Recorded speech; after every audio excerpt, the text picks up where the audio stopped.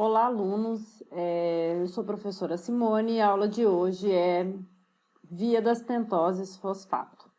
É uma via que faz parte do metabolismo de carboidratos e que ela envolve a oxidação da glicose para formar uma pentose e NADPH. Essa é uma via que ela tem por objetivo formar precursores para vias biosintéticas, certo? Não tem como a via glicolítica a função energética, certo? E sim como formar intermediários para a biossíntese de outras moléculas, tá? Então, essa via ela utiliza a glicose como precursor. Então, a partir da glicose, serão formados pentoses, açúcares de 5 carbonos, lembrando que a glicose é um açúcar de 6 carbonos. Então, a partir da glicose, será formado um açúcar de 5 carbono e vai ser reduzido uma molécula de NADP, formando um NADPH, tá? Então, o que a gente já viu que pode acontecer com a glicose no metabolismo de carboidratos, né? Nós vimos que a glicose pode ser oxidada na via glicolítica até piruvato, depois o piruvato até CO2 e água, com ciclo de Krebs e cadeia transportadora de elétrons, liberando energia na forma de ATP, respiração celular. A gente viu também que esse piruvato, na ausência de oxigênio, metabolismo anaeróbico, pode formar lactato na fermentação, certo? Nós sabemos que glicose é um monômero de polissacarídeos importantes de parede celular, do glicogênio também, né? Então, a glicose pode servir de precursor, substrato, para a síntese de glicogênio, amido, sacarose, pelos animais, plantas, etc. Então, polissacarídeos de reserva energética, bem como polissacarídeos estruturais, né? A glicose, ela também pode ser utilizada para formar ribose, que é uma pentose, é um açúcar de 5 carbonos, ela vai formar ribose 5-fosfato, que é uma molécula importante para a biossíntese de ácidos nucleicos, né, DNA e RNA. Lá no nucleotídeo é uma tríade formada pelo açúcar, uma base nitrogenada e um grupamento fosfato. O açúcar dos ácidos nucleicos é a ribose, tá? Ou a desoxirribose, dependendo se for RNA ou DNA. A gente ainda vai falar um pouquinho sobre a parte de ácidos nucleicos no final da disciplina, tá? Mas o que eu quero dizer é que a via das pentoses fosfato, então, ela pode formar um precursor importante para a biossíntese de ácidos nucleicos, que é a ribose 5-fosfato. Além disso, ela vai formar também o NADPH. Preste muita atenção que não é NADH mais H+, é NADPH. Tem um Pzinho aqui, é diferente daquele formado lá na via glicolítica na respiração celular, tá? Lá é o NADH. Esse NADH vai para a mitocôndria entregar esses elétrons lá para a cadeia transportadora de elétrons, para formar a água e liberar energia na forma de ATP, na fosforilação, como a gente já viu. Esse aqui não, esse aqui é o NADPH, ele vai ter uma outra função que a gente vai ver aqui hoje, tá? Ele é o nosso principal reserva de elétrons nas células, tá? Então, pensem nele como um estoque de hidrogênios para as reações de biossíntese, porque vocês lembram, de novo, que reações de oxidação são reações de degradação que retiram elétrons, retiram hidrogênios da molécula, né? Então, quando eu degrado a molécula, eu retiro hidrogênios da molécula. Quando eu sintetizo moléculas, eu forneço hidrogênios para a síntese dessa molécula. Por quê? Porque é uma reação de redução. Reduzir é dar elétrons. E da onde vêm esses elétrons? Da nossa reserva de elétrons, que é o NADPH. Então, o NADPH é um fornecedor de elétron para a síntese de outras moléculas, né? Para as reações de redução, para sintetizar outras moléculas. Exemplo, ácidos graxos. Lembram da cadeia lateral de ácidos graxos? Quantos CH2 tem lá? Vários. Então, na biossíntese de ácidos graxos, que nós veremos em metabolismo de lipídio, vocês vão ver que vai ter que entrar elétrons de alguma forma, porque eu tenho que sintetizar a molécula, fazer reação de redução. Quem vai fornecer os elétrons? O NADPH, formado aqui na via das pentoses, fosfato, a partir da glicose. Então, o que eu quero mostrar para vocês é que essa via aqui agora, ela não tem a função de produzir energia, tá? Não tem função energética como tem a respiração celular, ou até a própria fermentação, que obtém aqueles 2 ATPs da glicólise, ou a própria respiração, que produz 32 ATPs, né? A função da oxidação da glicose nessas vias, degradação da glicose nessas vias, é para gerar ATP. A degradação da glicose, a oxidação da glicose na via das pentoses, fosfato, não tem função energética, e sim de formar intermediários biosintéticos. Que intermediários biosintéticos são esses? NADPH e ribose, tá? Então, é isso que a gente vai ver aqui hoje. Lembrando que, claro, se a célula precisar de energia, ela vai utilizar essa glicose.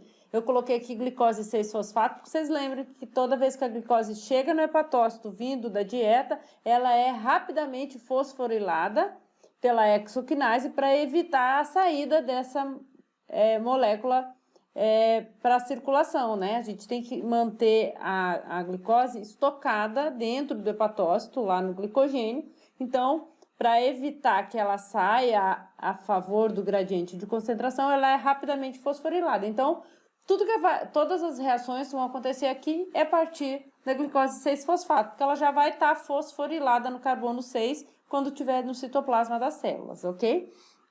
Então, se a célula precisar de energia, ela vai utilizar essa glicose na via glicolítica. Se tiver oxigênio, ela vai fazer respiração. Se não tiver oxigênio, ela vai fazer fermentação. Mas se a célula, naquele determinado momento metabólico, ela precisar de intermediários para sintetizar moléculas que precisem de elétrons, ou para fazer DNA ou RNA, né, para se replicar, para fazer expressar genes, etc. e tal, ela vai fazer via das pentoses. Normalmente ela faz as duas ao mesmo tempo. Parte da glicose é utilizada para uma coisa, parte da glicose é utilizada para outra coisa. Mas só para vocês entenderem que a célula regula isso, tá? Eu vou usar a glicose nessa via aqui, mas não tem objetivo de produzir energia. O objetivo da via das pentoses é formar intermediários biosintéticos, tá?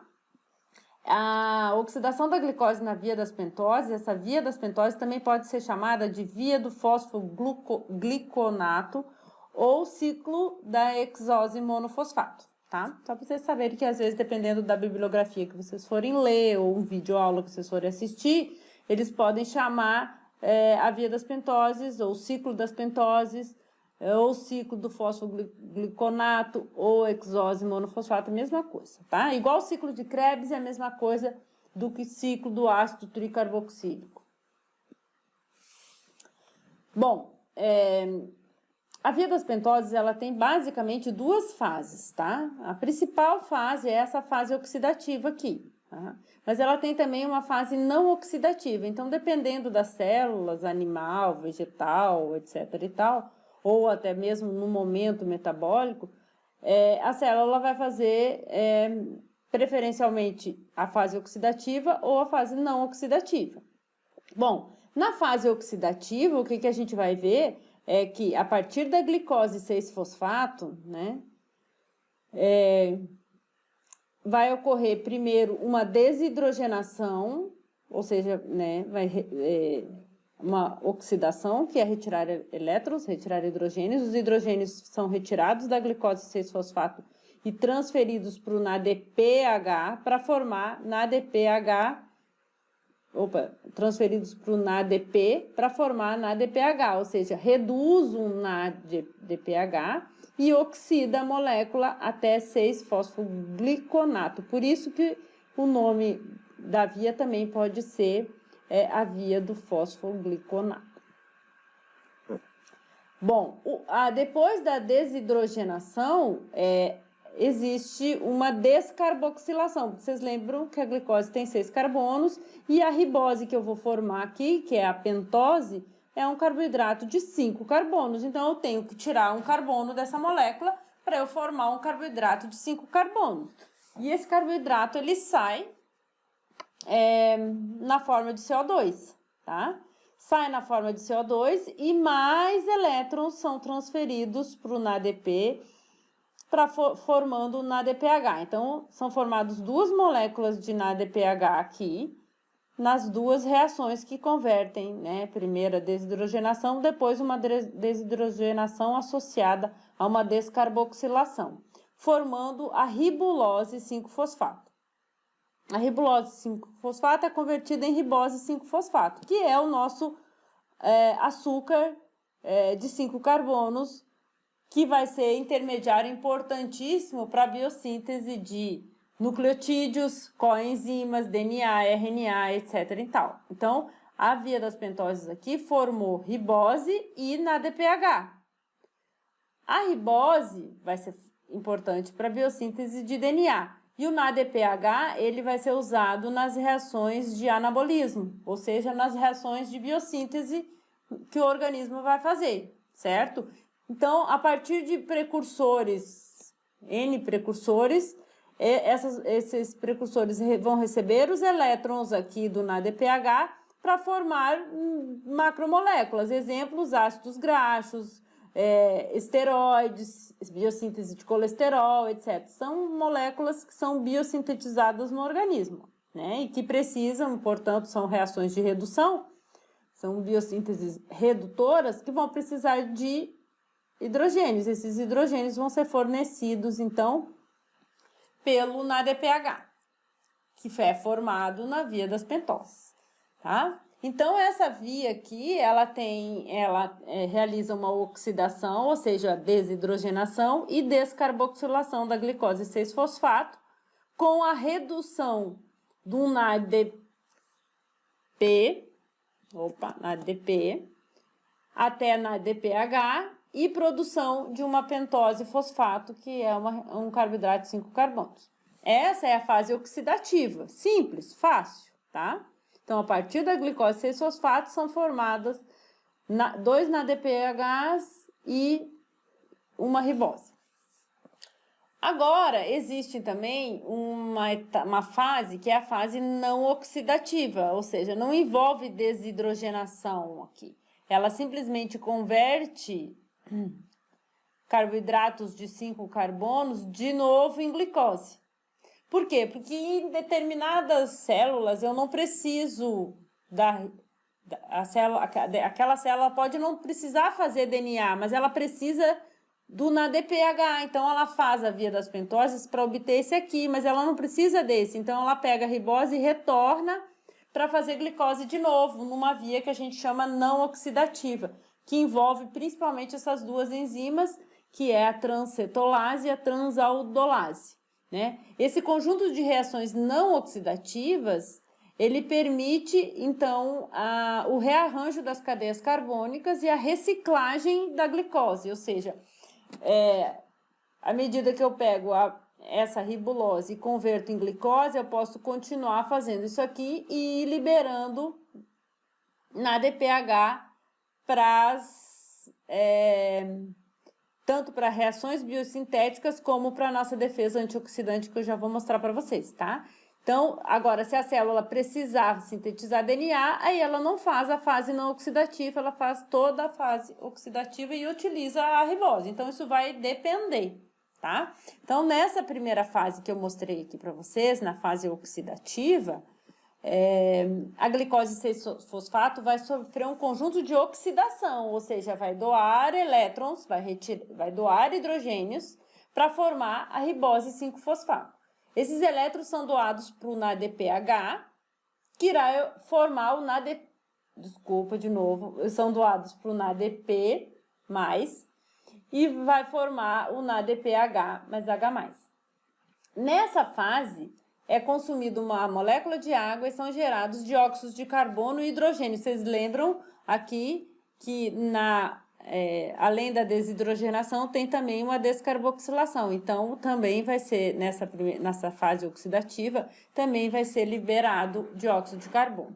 Então, a equação dessa primeira fase oxidativa da via das pentoses é glicose 6-fosfato mais 2 NADP+, ou seja, NADP oxidado, mais água, para formar ribose 5-fosfato, que é o açúcar de 5 carbonos, CO2 e 2 NADPH mais H+, tá?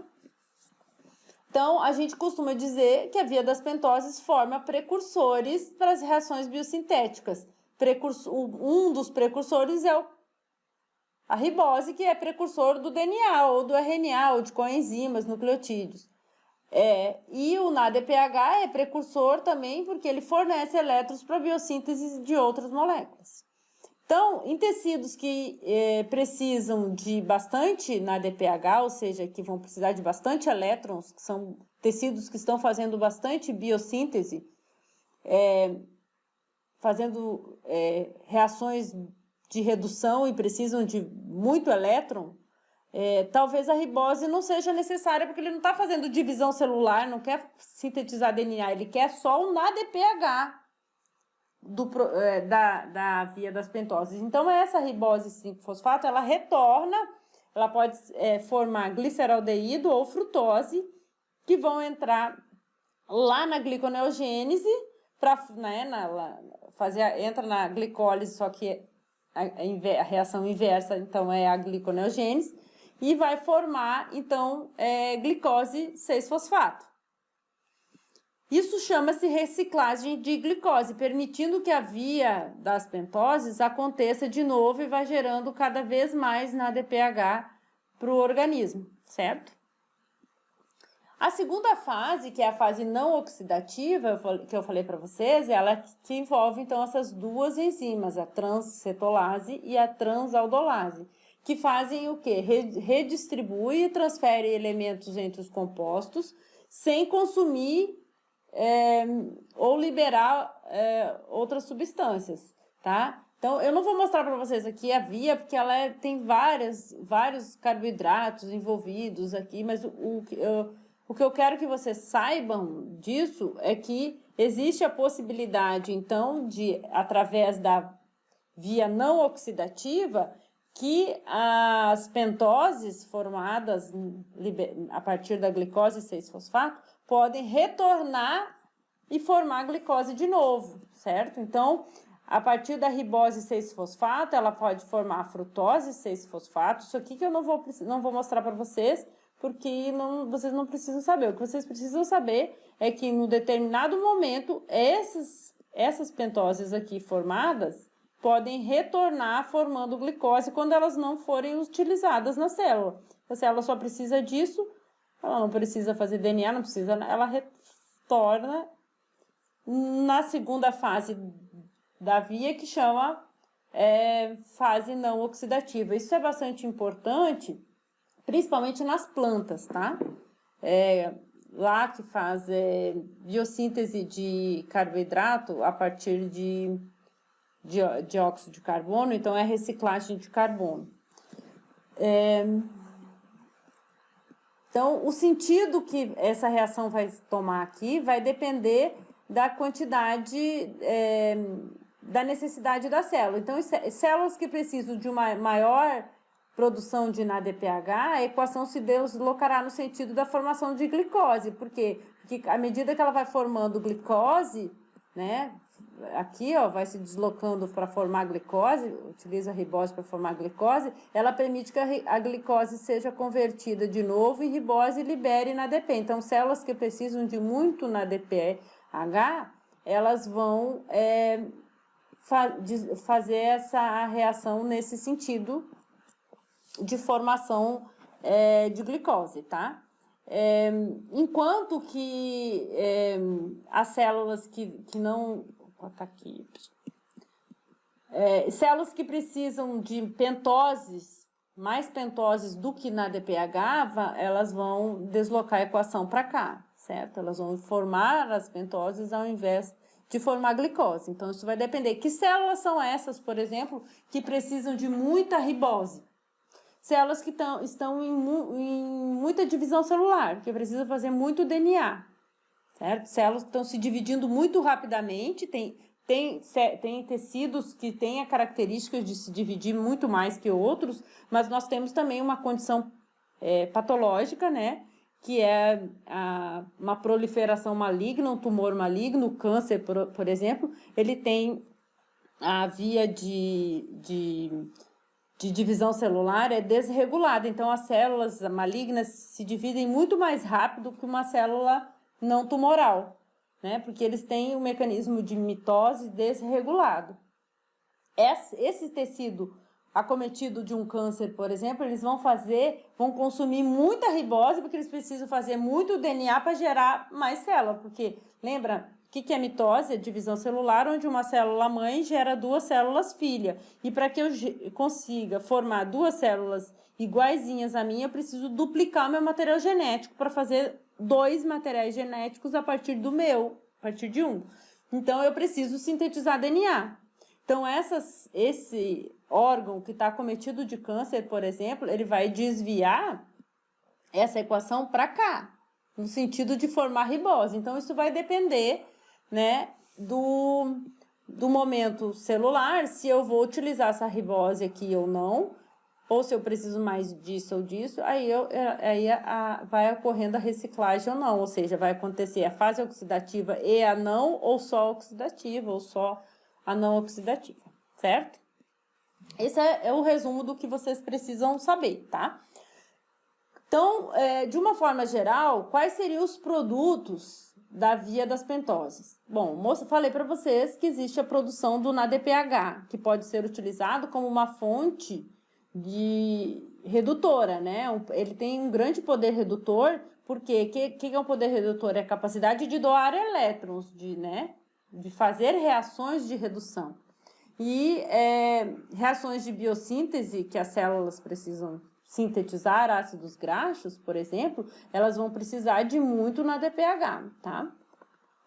Outra coisa é a defesa contra espécies reativas de oxigênio. Então, no nosso metabolismo celular, diariamente são produzidos ROS, espécies reativas de oxigênio oriundas do metabolismo. E eu preciso ativar a minha defesa antioxidante fazendo a redução desses ROS. Para eu reduzir esses ROS, eu utilizo basicamente 2 enzimas, que é a glutationa redutase e a catalase, que converte espécies reativas de oxigênio, por exemplo, peróxido de hidrogênio, ou óxido nítrico, ou oxigênio singlet. Eles convertem isso em água, detoxificam o ROS, à medida que essas enzimas utilizam tanto a catalase quanto a glutationa, utilizam o NADPH como coenzima. Lembra de diferença de cofator e coenzima? Então, NADPH pode ser também coenzima de enzimas antioxidantes. Então, eles vão ter a função de fornecer elétrons para que essas enzimas façam a redução das espécies reativas de oxigênio, né? Que estão lá oxidadas, e eu vou reduzir elas para diminuir o estresse oxidativo no organismo. Bom, além disso, a via das pentoses, mostrei para vocês que forma ribose 5-fosfato, que é o nosso carboidrato de 5 carbonos, que é o precursor importantíssimo da ribose e da desoxirribose. A ribose é o açúcar do nucleotídeo RNA, e a desoxirribose é o açúcar do nucleotídeo do DNA. Existe também a produção de eritrose 4-fosfato dentro daquela via não oxidativa lá que eu não mostrei para vocês, mas que participa juntamente com o PEP na síntese de aminoácidos aromáticos. Por exemplo, fenilalanina, triptofano e tirosina. Só que esses aminoácidos aromáticos são sintetizados lá nas plantas, né? Animais não fazem. Esses aminoácidos aromáticos são aminoácidos essenciais para nós seres humanos, que a gente precisa adquirir na alimentação. Então, esses carboidratos aqui de 5, 4, 3 carbonos, que podem ser formados nessa parte não oxidativa da via das pentoses, em plantas podem ser precursores da biossíntese de aminoácidos aromáticos, tá? Pode ser precursor também da lignina, que está lá na parede celular das plantas, flavonoides, fitoalexinas. Então, compostos metabólicos secundários produzidos nas plantas são sintetizados a partir de carboidratos de 5 carbonos aqui, ou 4, oriundos da via das pentoses, tá? Só que isso aqui só acontece em plantas, tá ok? Aqui também, né? Geração de intermediários do ciclo de Calvin, que é a fotossíntese, que pode ser utilizados em folhas jovens que não são completamente autotróficas. Então, naquelas folhas, lembra que eu mostrei a semente fazem ciclo do glioxalato, porque não consegue fazer a fotossíntese, e aqui as folhas jovens ainda não estão completamente capazes, autônomas para fazer a síntese de carboidrato, elas vão utilizar desses intermediários aqui da via das pentoses, tá? Bom, resumindo, a via das pentoses realiza a oxidação e descarboxilação no carbono 1 da glicose 6-fosfato com produção de pentose, com produção de pentose fosfato, CO2 e NADPH. Lembrando então que o NADPH, utilizado na defesa antioxidante como coenzima da glutationa redutase, biossíntese de ácidos graxos e esteroides, fornecendo elétrons e hidrogênios para a biossíntese desses compostos. E a ribose 5-fosfato é um carboidrato de 5 carbonos, precursor de nucleotídeos, aminoácidos e coenzimas, né? Aminoácidos lá nas plantas, nucleotídeos ou coenzimas nas células com uma forma geral. Tá, então qual é a importância do NADPH? O NADPH é uma molécula utilizada, já falei para vocês, para redução de outros compostos em todo o metabolismo celular. Então, ela faz isso doando elétrons para as reações de biossíntese, ou seja, para as reações das vias redutivas. Ou seja, o NADPH é uma reserva de elétrons, tá? Ele é um agente redutor importantíssimo que protege as células, as proteínas, o DNA e os lipídios do dano oxidativo. Por quê? Porque ele fornece elétrons para as enzimas antioxidantes. Ele é uma coenzima importante, por exemplo, para as enzimas que fazem a detoxificação dos ROS, tá? Então, à medida que o NADPH doa os elétrons para glutationa oxidada, ele reduz a glutationa e se oxida, né? À medida que ele doa os elétrons, ele se oxida e reduz essa aqui que está oxidada, formando a glutationa reduzida, GSH. A glutationa reduzida, então, ela vai poder fornecer esses elétrons aqui para as espécies reativas de oxigênio, ou seja, vai reduzir essas moléculas aqui, formando água e detoxificando o organismo dessas espécies reativas aqui, né, que é formada no estresse oxidativo, tá? E aí, à medida que ela reduz os ROS, ela se oxida.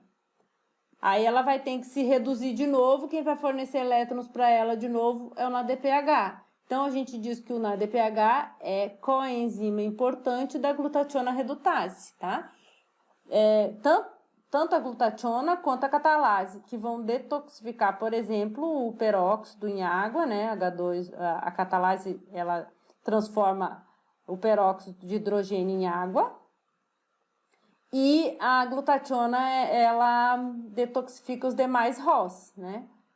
As demais espécies reativas de oxigênio e utilizando como coenzima dessas duas enzimas o NADPH. Então, a importância do NADPH é na redução da glutationa oxidada e reduzida, né? Na nossa defesa antioxidante. Outra função importante é que ele é um fornecedor de elétrons para os tecidos que fazem biossíntese de ácidos graxos e colesterol, né? Lembra lá dos derivados esteroides, lá de bioquímica de lipídios? São moléculas que têm vários hidrogênios, são bastante reduzidas, são moléculas reduzidíssimas. Então, se eu vou sintetizar uma molécula que é muito reduzida, eu tenho que ter alguém que me forneça esses elétrons para eu fazer essa molécula extremamente reduzida. Olha aqui, eu botei para vocês aqui um ácido graxo, né? Um ácido carboxílico com uma cadeia lateral alifática de CH2, CH2, CH2. Lembra que eles podem ter uma cadeia lateral enorme aqui, né? Então, eu tenho que, se eu quiser sintetizar isso aqui, eu tenho que ter vários hidrogênios para formar essa molécula. Quem vai doar os hidrogênios é o NADPH da via das pentoses, tá? Outra função importante do NADPH é que ele também é coenzima, ou seja, ele fornece elétrons aqui para citocromo P450, que é uma enzima que está lá nas mitocôndrias, tá? E que é importante, principalmente na mitocôndria dos hepatócitos, né? E que é importantíssimo para a detoxificação de xenobióticos. Vocês lembram que tudo que é ingerido via oral passa primeiro para o fígado, inclusive fármacos, né? Medicamentos, xenobióticos seriam fármacos, tudo que vem de origem externa, principalmente os fármacos, que são ingeridos e que são absorvidos no trato gastrointestinal, caem na circulação porta-hepática, chegam ao fígado. No fígado, eles vão sofrer biotransformação, eles vão ser metabolizados por um complexo de enzimas chamado citocromo P450, que está lá nas mitocôndrias e que vai transformar essa molécula em outra molécula. E aí sim, essa metabólito produzido cai na circulação e vai desempenhar a sua ação farmacológica lá na circulação. De uma forma geral, resumindo aqui, quem tiver interesse pode estudar, é muito interessante, né, a questão de detoxificação de xenobióticos, mas o que a CIP faz é tornar essa molécula externa, esse fármaco, por exemplo, ou até um próprio alimento, tá? Tem determinados alimentos que são metabolizados pela CIP também, tá? Por isso que a gente não fala que é fármaco, fala que é xenobióticos, então pode ser alimentos e fármacos. O objetivo é transformar essa molécula exógena numa molécula mais solúvel em água para que eu possa eliminar pelo rim, porque o organismo sabe que isso não é meu e o meu objetivo é eliminar. Normalmente essas moléculas são moléculas um pouquinho menos polar, mais apolar. E aí o que a CIP faz colocar OH, transformar esta molécula numa molécula mais polar, mais solúvel em água, para que o rim consiga eliminar quando ela cair na circulação, para que ela não fique muito tempo lá na circulação. E aí, para isso, a CIP precisa, né, de moléculas que forneçam OH, beleza? Forneçam o oxigênio para eu transformar essa minha molécula numa molécula mais polar, tudo bem? Mas ela precisa também de hidrogênios. E os hidrogênios são fornecidos para esse complexo de enzima através do NADPH, tá? Então, o NADPH também é importantíssimo lá na detoxificação de xenobióticos, ok? Bom, repetindo o que eu já falei para vocês, nas reações oxidativas, né, que eu converto glicose 6-fosfato em ribose 5-fosfato e NADPH, a ribose é o açúcar usado na biossíntese de nucleotídeos, importante em tecidos que estão em crescimento, regeneração ou em tumores, né? Então, existe a relação entre o câncer e o ciclo das pentoses, tá? Porque essas células vão precisar fazer bastante via das pentoses para obter o precursor do DNA. Mas tecidos que estão em crescimento ou regeneração também. O NADPH é importante nos tecidos em que tem grande síntese de ácidos graxos e esteroides. Exemplo aqui nos animais, as glândulas mamárias, córtex adrenal, tecido adiposo, fígado, são células que fazem ou síntese de ácido graxo ou glândulas que fazem síntese de hormônios, tá? Hormônios esteroides, né? Masculino e feminino, ou os hormônios formados aqui na córtex adrenal. Os vegetais, produção de sementes oleaginosas, ou seja, os ácidos graxos que são biossintetizados lá nas sementes, né, nos óleos essenciais, os graxos poliinsaturados, vão precisar de NADPH.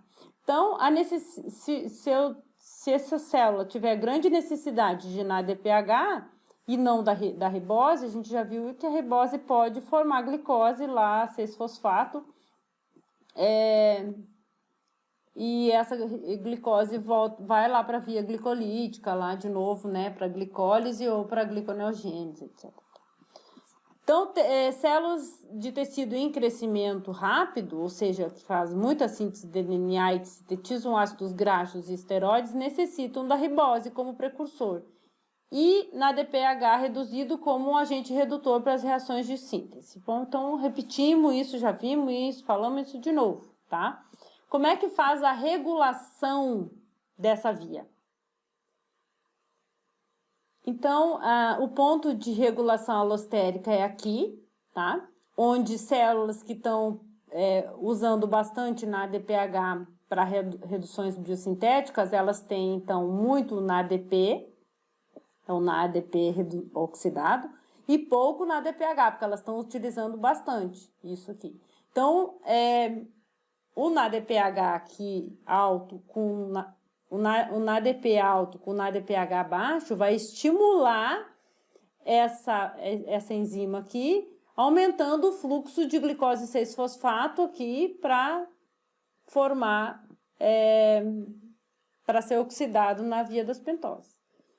Células que estão utilizando menos NADPH, elas vão ter, então,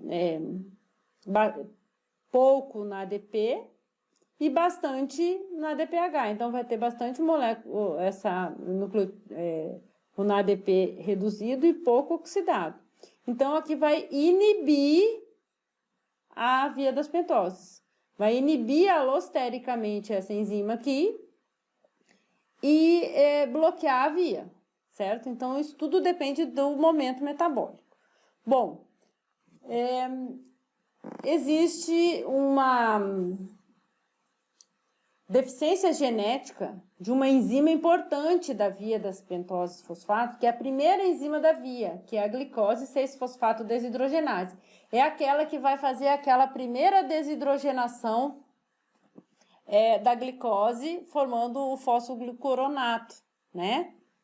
Essa enzima aqui chama glicose 6-fosfato desidrogenase, ou seja, retira hidrogênios da glicose 6-fosfato. A sigla dela é G6PD. Indivíduos que têm deficiência ou algum polimorfismo nessa enzima, no gene que codifica esta proteína, que é uma enzima, eles têm uma hemólise muito intensa, são suscetíveis a hemólise muito intensa, que pode levar à morte quando expostos a grande estresse oxidativo. Vou explicar melhor. Então, essa deficiência da G6PD é chamada também de favismo, porque tem um grão que é tipo um feijão, que você, ao ingerir, aumenta muito o seu ROS, o estresse oxidativo na célula, expõe a célula ao estresse oxidativo e como o indivíduo tem deficiência na via das pentoses, porque ele tem uma deficiência na primeira enzima da via, ele não vai formar na DPH. Vai ter a quantidade de NADPH vai ser muito escasso, porque ele tem essa deficiência, então ele não vai ter o fornecedor de elétrons para as enzimas fazerem a defesa antioxidante. Aí o organismo permanece num estado oxidativo muito grande, tá? Essa é uma doença genética, porque é um polimorfismo lá no gene que codifica para essa enzima, e ela tem uma prevalência de 7% na população. E por que isso leva a hemólise? Então, vamos lembrar lá que a gente viu da hemoglobina, que é a proteína que está no citoplasma das hemácias, que tem a função de transportar oxigênio, né? Eu disse para vocês que a hemoglobina é uma molécula quaternária, formada por 4 cadeias polipeptídicas, 2 alfas, 2 betas, alfa 2, beta 2, e que cada cadeia polipeptídica dessa tem um grupamento M com um átomo de ferro 2+. E que cada ferro 2+ transporta um O2. Então, cada molécula de hemoglobina transporta 4 O2, porque ela tem 4 ferro 2+.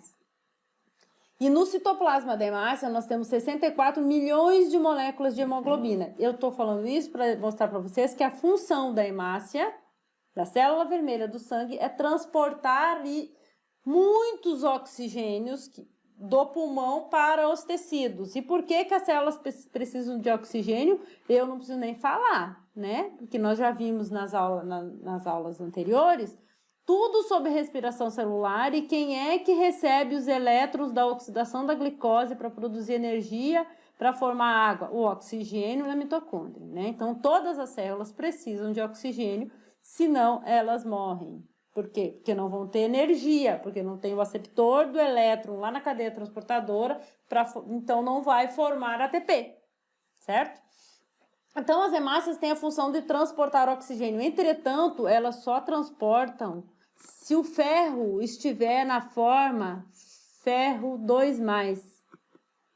Se ele estiver na forma 3+, se estiver ionizado na forma 3+, ele não transporta, porque 3+ com O2 não liga.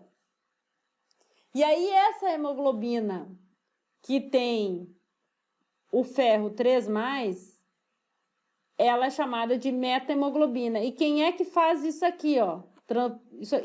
Essa formação de metahemoglobina acontece todo dia na célula, porque os ROS estão sendo formados à medida que o metabolismo acontece. E a minha defesa antioxidante tem que entrar para detoxificar os ROS. Então, o que ela faz?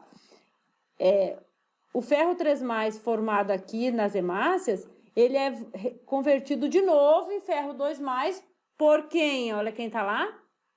O NADPH, que fornece elétrons aqui para reduzir o ferro 3+ a ferro 2+. E aí a hemácia conseguir transportar oxigênio. Isso acontece toda hora. Agora, você imagina se quem é que forma o NADPH?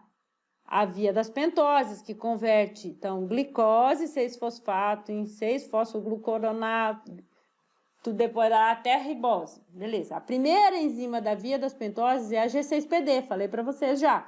Se o indivíduo tiver deficiência dessa enzima, ele não forma NADPH, ele não faz via das pentoses.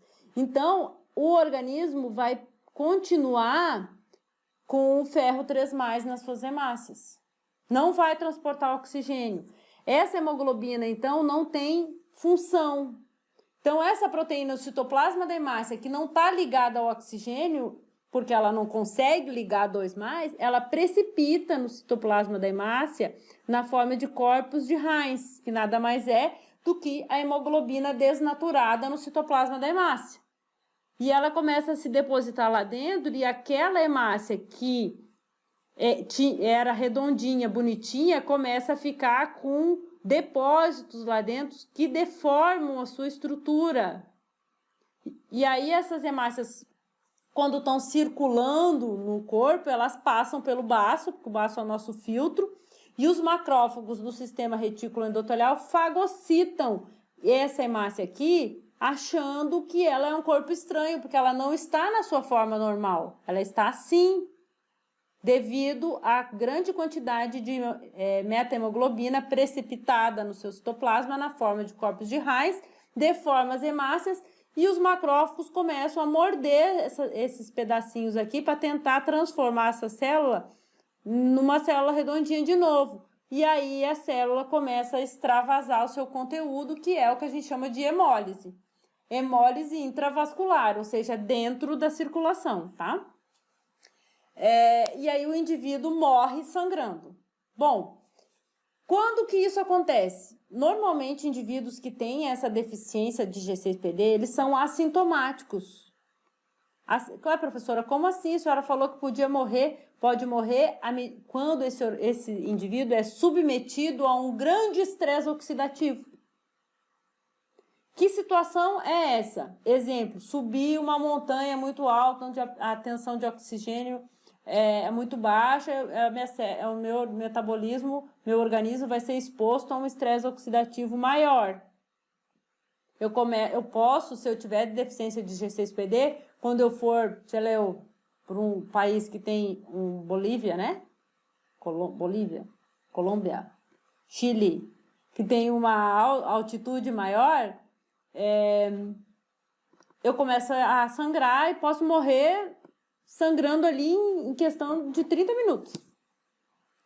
Eu nem sabia que eu tinha essa deficiência, mas quando eu fui exposta a um estresse oxidativo intenso, eu posso começar a sangrar, hemolizar devido à ausência na DPH para fazer a redução fazer a minha defesa antioxidante e leva a hemólise. Outras condições, anestesia. Então, fármacos usados nas anestesias para cirurgia são fármacos que geram grande estresse oxidativo. Então, o paciente tá tudo bem, nunca teve nada, aí ele vai fazer uma cirurgia e morre, sangrando lá na mesa de cirurgia. Começa a ter uma hemólise intensa, aí vão descobrir que ele tinha deficiência de G6PD. E a anestesia levou ele a um estresse oxidativo e ele não tinha sua defesa oxidante para combater. Quer ver mais? Antimalárico. A primaquina é um fármaco usado, por exemplo, em regiões, lá no Amazonas, por exemplo, regiões onde a malária é endêmica, usado para combater a malária, principalmente a malária vivax.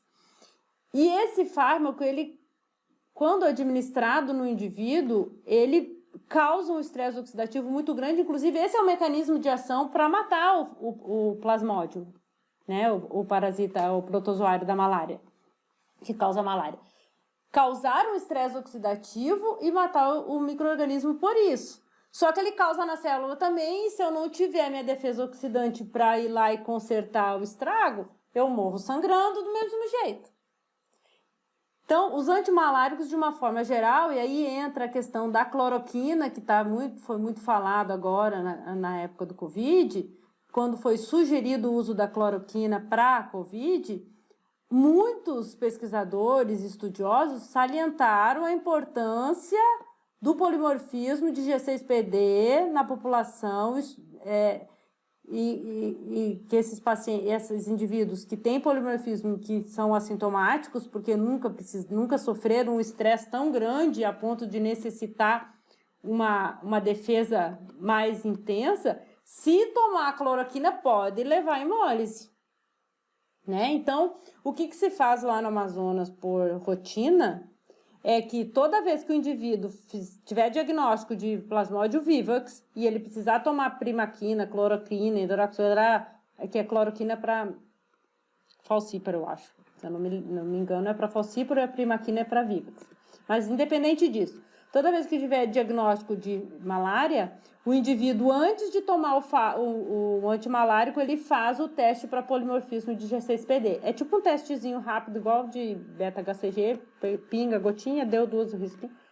2 risquinhos positivos, existem uns testes rápidos que faz na beira do leito, no paciente antes de administrar o antimalárico. Por quê? Porque se administrar o antimalárico em paciente com deficiência de G6PD, o paciente morre em 15 minutos ali, não tem nem o que você fazer, não dá tempo de ir para centro cirúrgico, fazer transfusão, não dá tempo, tá?